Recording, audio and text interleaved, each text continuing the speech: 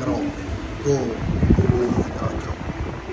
មានnhiều của món đây tôi bị ăn xua là អត់ស្រួលល្អបងត្រូវការញ៉ាំអាចកំងបានណា ស្អែកញ៉ាំបានណា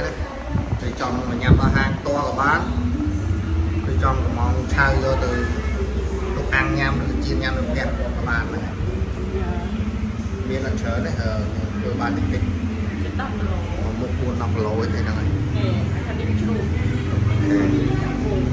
បាទហើយសាច់ក្រកគូ1គីឡូបានដែរ sẽ có cô mà cả lố 50,000 50000 nguyên free chụp រីជ្រូកព្រីម្ទេស ចា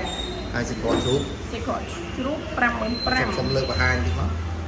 sẽ có chụp 55,000 ហ្នឹងហើយ sạch là ăn miếng ខ្លាញ់ khăn មានខ្លាញ់ទេខ្លាញ់តិចមែនតើណា dạ bà sạch sọt pe của viên rừng này bị ăn nhanh nhỉ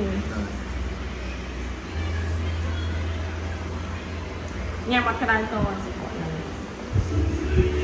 មានតែអនាម័យណាគុណភាពរូបជាតិអរគុណបងប្អូនដែលបានទស្សនា